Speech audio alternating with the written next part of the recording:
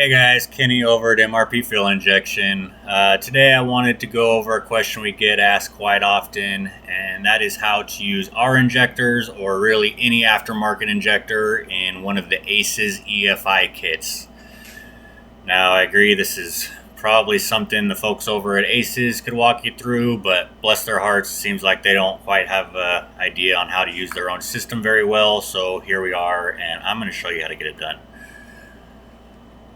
Before I get started, I do want to give a huge shout out to Bryant Stillwell. Unlike the tech support ACEs, Bryant, who is a well-known tuner for the ACEs system, was able to answer quite a few questions for us when we had these issues, and is basically making it possible for me to make this video for you guys today. So thank you very much to Bryant Stillwell. Alright, so the first step you're going to want to do is obviously have open the ACEs software. Hopefully you already know how to do that, because I'm really not interested in showing you their ridiculous download process. Once it's open, your screen should look something like this, and you're going to want to go over here to this icon of a gear on the left hand menu and click that. It's going to open up this screen, and then you're going to go to the gear at the top. Maybe there's a way to skip that, but who knows. Anyways, you're then going to go to the search bar, and you are going to type in INJ for injector, and you're going to click this, and it says injector off times. You can click that, click the right arrows, and click save. Once you've done that, it is going to auto-populate over here on the right this car icon. You're going to click that. Once you click that, you're going to see that you're now on the injector off times table. It's going to have the table itself, it's going to have battery voltage, and it's going to have injector off times. If you look, you can change the injector off times. You can put whatever number you want in here. Sweet. The battery voltage, however, you can click as many times as you want, and it is not going to allow you to change it, which is kind of weird. So we're going to need to activate the battery voltage column or change it somehow. So I'm going to show you how to do that next. In order to do that, you're going to need to scroll back over to the left hand column, and you're going to click the little injector icon in the left hand menu. You're then going to scroll down to X point, and you're going to open that up. Keep in mind that a lot of this stuff on the left hand menu also has an X point. You need to make sure you're on the injector one, the one titled fuel. You're then going to scroll down in the X point section until you find battery voltage, which is listed as BAT-VOL. Once you click on that, you're going to see another table, and it's going to have the battery voltage over here to the right. I don't know why, but ACEs chose to use millivolts instead of volts.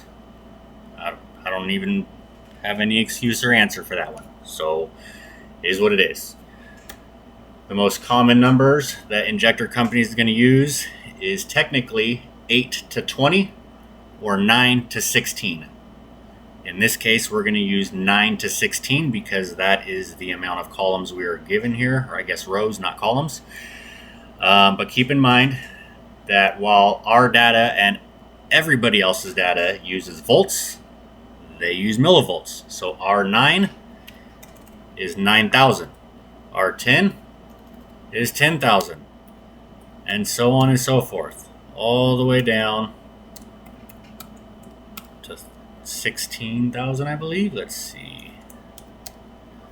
Yep. So we're going to enter those in down to 16,000. So now your table should look like this, and you should have 9,000 through 16,000 millivolts, which is equivalent to 9 through 16 volts.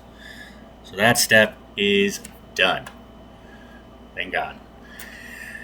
Now you're going to want to go back over to the car icon, and as you can see, the battery volt column has listed your 9,000 to 16,000 millivolts that you just entered on the other table. We can now go ahead and update the injector off times.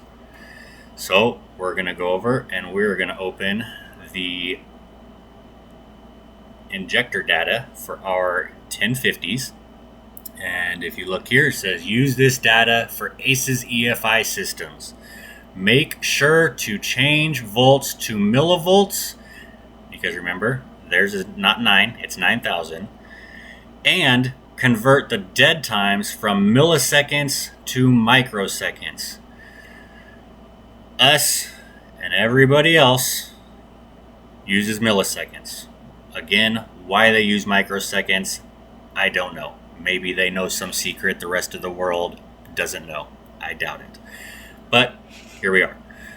So 2.33 is going to get put over here as 2330. To go from our reading to their reading, you're just going to move the decimal place over 3 spots.